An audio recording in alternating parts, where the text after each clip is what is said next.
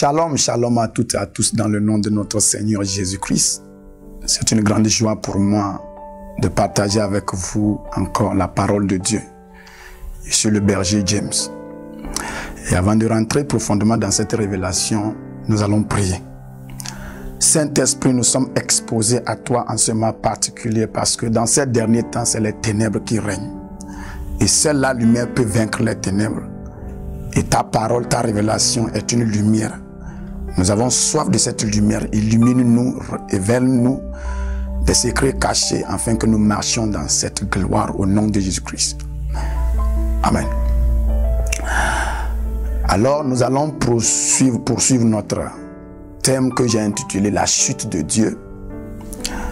Et nous avons commencé une première partie où nous avons exploré vraiment quelque chose de très important. On a déjà dit que très souvent, lorsque nous voyons Dieu faire quelque chose, c'est en fonction de ce qui se passe avec l'homme.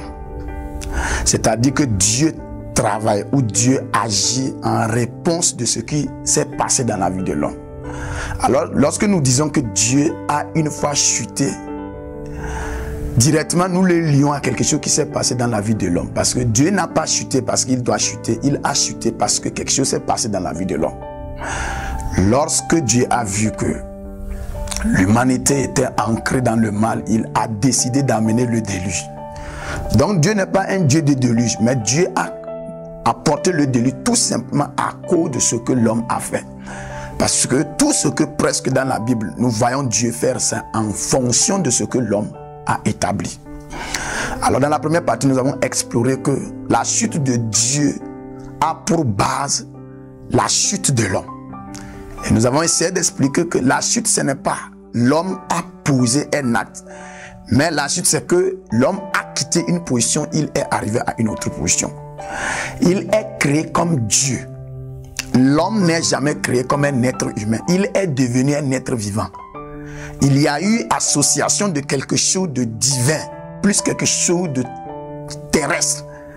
Donc Dieu a relâché une partie de lui dans le corps. Et c'est la partie de Dieu qui entre dans le corps de l'homme maintenant, qui anime le corps. Et c'est-à-dire Dieu plus le corps maintenant, c'est ça qui devient un être vivant. Donc, puisque dans cette association, c'est la partie de Dieu qui est la plus importante, alors l'homme en général est Dieu. Il prend la nature de Dieu. Il est engendré Dieu. Il opère comme Dieu. Au fait, Dieu l'a créé Dieu sur la terre ici afin qu'il puisse gouverner et dominer comme Dieu domine au ciel. Alors nous avons dit que cette position symbolisait quelque chose de spécial dans tout ce que l'homme faisait. Alors Satan, sachant que il ne pourra pas exercer un ministère sur la terre ici si il n'a pas descendu l'homme de cette position, c'est-à-dire position de Dieu, alors sa quête envers l'homme, c'est de le faire descendre. C'est la chute. L'homme n'a pas chuté parce qu'il a péché. Il y a quelque chose de très terrible plus que le péché. Si c'était que le péché, alors quand Dieu est revenu, je pense que le pardon serait établi et l'homme va recommencer. Mais il a déjà perdu une position. Bien sûr qu'il y a eu une réconciliation entre lui et Dieu après tout. Il a perdu quelque chose. Il a quitté de la position de Dieu. Il est descendu à la position des hommes. Il a chuté. Il a quitté sa position. Alors aujourd'hui, nous allons poursuivre à voir qu'est-ce que Dieu a fait en fonction de ce que l'homme a posé comme acte. Dieu n'a pas créé l'homme et il se tient derrière lui comme un gendarme. Tu fais du bien, voilà, tu fais du mal. Non, Dieu avait soif d'une relation. Dieu voulait quelqu'un avec qui il va échanger. Alors, c'est ce qui l'a poussé à créer l'homme à son image selon sa ressemblance. Si c'est l'amitié, la soif de l'intimité, l'amitié qui a poussé Dieu à créer l'homme, automatiquement, lorsque l'homme va chuter, Dieu ne va pas rester indifférent. Il doit faire quelque chose. Et c'est ce que nous avons vu dans la vie de Dieu comme chute de Dieu. Dieu n'a pas chuté parce qu'il a été entre-temps affaibli. Dieu n'a pas chuté parce qu'il a péché. Dieu a chuté tout simplement parce que l'homme qu'il a créé comme son ami a chuté. Et s'il faut le racheter, il faut que lui aussi il chute. Donc Dieu n'a pas chuté de lui-même parce que quelque chose l'a poussé à chuter. Dieu a tout simplement manifesté son amour envers l'homme en chutant. Et aujourd'hui nous allons explorer comment Dieu a chuté. La Bible nous dit en quelque sorte dans Hébreux chapitre 2 verset 14 que donc puisque les enfants ont participé à la chair et au sang, les enfants ont participé à la chair et au sang. Est-ce que les enfants n'ont pas la chair? Est-ce qu'ils n'ont pas le sang? Alors si on dit les enfants ont participé à la chair, ça veut dire ils n'avaient pas la chair, ils n'avaient pas le sang. Ils n'ont fait que participer. Et cette participation, c'est la chute. C'est des dieux qui ont participé. Ils sont réduits maintenant à la forme humaine, marchant maintenant avec le sang et la chair. On dit lui aussi, il a participé à la chair et au sang dans l'objectif de sauver les enfants là. Donc Dieu aussi à un moment donné s'est rendu compte que si je ne chute pas comme l'homme a chuté, je ne pourrais pas ramener l'homme de la position qu'il a chuté. Si nous lisons maintenant Philippiens, nous allons voir dans Philippiens chapitre 2 verset 5, on dit d'avoir la même pensée qui était en Christ. On a narré, on dit lui qui était au début à la forme de Dieu, qui avait la forme de Dieu. Il n'a pas trouvé ça comme c'est une usurpation de se faire égal à Dieu. Ça veut dire que ce n'était pas un mal que Jésus-Christ soit Dieu. Ça ne dérangeait pas Dieu que Jésus se présente comme Dieu. Ce n'est pas un blasphème. Nous ne savons pas comment la religiosité a eu à mettre dans notre tête cette idée de chercher à se manifester comme Dieu ou devenir Dieu. C'est un blasphème. Dieu ne se sent pas dérangé quand on devient des dieux. Dieu en quelque sorte se sent à l'aise parce que c'est à cette position qu'il nous a créés. Alors, il a, pour l'amour qu'il a pour l'homme, Jésus-Christ a chuté. Et si nous voyons la position qu'il a chuté, nous allons voir que il a chuté, numéro 1, il a pris la forme du serviteur. Secondo, il a pris la forme de l'homme. Jusqu'à il a chuté plus bas, atteindre la dimension de la mort sur la croix. C'est le niveau le plus bas, ça. Quand tu chutes de Dieu, tu peux aller peut-être t'accrocher à la branche où tu deviens homme. Mais Jésus-Christ ou Dieu lui-même, il a chuté plus bas que comment l'homme a chuté. Pourquoi? Parce que il faut qu'en chutant, qu'il chute venir dépasser. L'homme chutait, lui aussi il a chuté. Alors il doit chuter, venir dépasser l'homme en chute, aller plus bas, dans l'intention de commencer par remonter. Et en remontant maintenant, il a croisé l'homme qui était aussi dans sa chute. Dieu a chuté jusqu'à ce qu'il est allé mourir sur la croix. C'est une position très honteuse que Jésus-Christ a prise mourant sur la croix. Il a chuté plus bas que l'homme. Alors, on dit, c'est en quelque sorte comme il a chuté plus bas. Au même moment, l'homme aussi chutait pour atteindre ce niveau plus bas.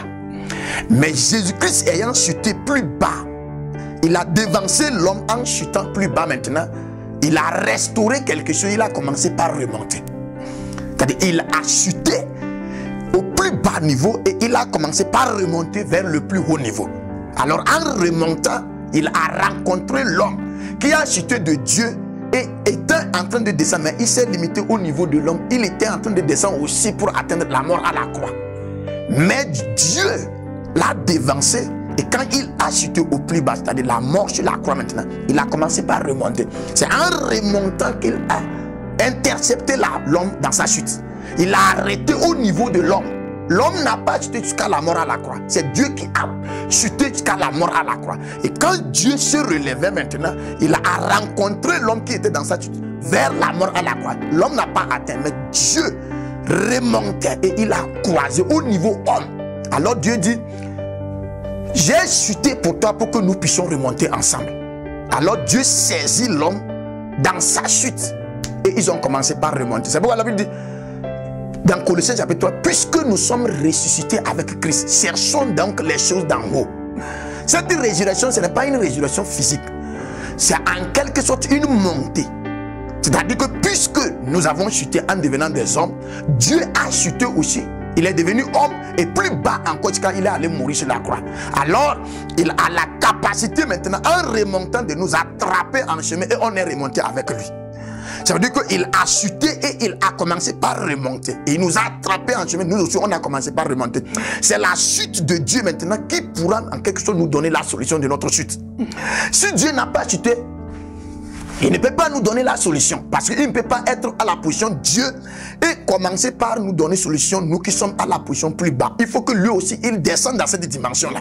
Et ayant descendu dans cette dimension, il a résolu ce problème-là. Il a commencé par remonter. Pourquoi? Parce que lui, il n'a pas été séduit. Lui, il a chuté volontairement parce qu'il aimait l'homme. L'homme a chuté par trahison, par séduction. Donc, étant chuté par séduction, il ne peut pas se relever. Mais Dieu, ayant chuté par sa propre volonté, peut aussi remonter par sa propre volonté. Alors, en remontant maintenant, il a utilisé sa puissante volonté. Je ne veux pas seulement moi remonter, mais je veux remonter et moi et toi. C'est pourquoi nous aussi, on est ressuscité avec Christ. C'est même pas on est ressuscité, on est sorti sur la terre ici. On dit, il nous a transportés dans les lieux célestes. Il nous a établis avec Christ à la droite de Dieu. C'est quelle place on appelle la droite de Dieu?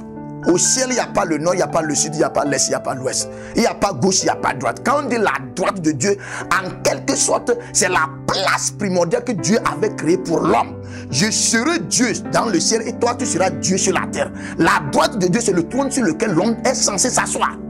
Alors, Dieu a remonté avec l'homme et l'a replacé à la position. Donc, la chute de Dieu l'a fait égal à nous, mais la montée de Dieu aussi nous a fait égal à lui. Ça veut dire, nous sommes montés pas pour s'arrêter au niveau homme, pour redevenir des dieux maintenant. Alors c'est dans cette dimension-là nous pourrons maintenant comprendre la mission que Jésus-Christ nous a donnée. On ne pourra pas faire des nations les disciples si on est à l'étape humaine. Naturellement, un homme n'écoute pas à un homme. Un homme ne prête pas attention à un homme. Pour que tu puisses parler à un homme, qu'il t'écoute, il va falloir que tu prennes la position de Dieu. Et c'est ce que Jésus-Christ a travaillé à travers sa mort. Quand nous entendons dans la Bible dit, et la parole a été faite chair. Elle est venue habiter parmi nous, pleine de grâce et de vérité. Nous avons contemplé sa gloire.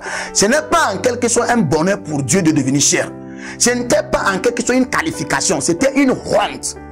Les anges pouvaient se poser la question à savoir qu'est-ce que Dieu peut voir dans le corps humain jusqu'à il a pris cette forme-là. En quelque sorte, c'est l'expression d'un amour qui dépassait la compréhension des anges. Lui seul, il savait qu'il fallait qu'il adopte cette méthode-là pour pouvoir racheter l'homme qu'il a créé à son image. Alors, Dieu n'est pas devenu chair et ça a été une gloire pour lui. En quelque sorte, voilà ce que je dis. Dieu, Jésus, c'est la version la plus faible de la divinité. C'est-à-dire que Jésus est la version la plus faible de la divinité. Le Saint-Esprit est la version la plus puissante de la divinité. Dieu devenu chair, c'est son niveau plus bas. Alors, il est devenu ceci là pour nous. Ça veut dire que si Adam et Ève n'avaient pas chuté de Dieu à homme, Jésus n'allait pas venir sur la terre ici comme homme. Il allait en quelque sorte établir une relation entre nous, Dieu, et lui, Dieu. Ça ne nécessiterait pas qu'il devienne chair. Voilà la raison pour laquelle le temps est arrivé dans ce moment-là où nous devons bien comprendre l'agenda, parce que nous sommes en train de clôturer l'agenda de Dieu. Nous devons comprendre l'intention interne de Dieu. Qu'est-ce que quand Dieu regarde la terre, il veut voir? Il ne veut pas voir des hommes qui l'adorent. Il veut voir des dieux à son image qui règnent, qui dominent sur cette terre. Vous allez comprendre quelque chose, qu'il n'y a pas de la place pour l'homme au ciel. Très souvent, nous croyons que quand Jésus-Christ va venir, nous irons rester au ciel. Non, non, non, non. Le ciel n'est pas l'habitat des hommes. C'est la terre. Quel que soit quoi, après l'enlèvement, nous allons revenir sur cette terre, nous allons dominer. Dieu a créé cette terre pour les hommes. Et ce n'est pas parce que Satan est venu qu'il va maintenant changer le plan. Oui, on ira au ciel, c'est pour échapper à la tribulation. Mais on va revenir après 7 ans sur cette terre. C'est en ce moment que nous allons vivre comme des dieux sur cette terre-là. C'est sur la terre que nous allons passer le millénium. Donc Dieu veut que nous accédons à cette position, à cette dimension.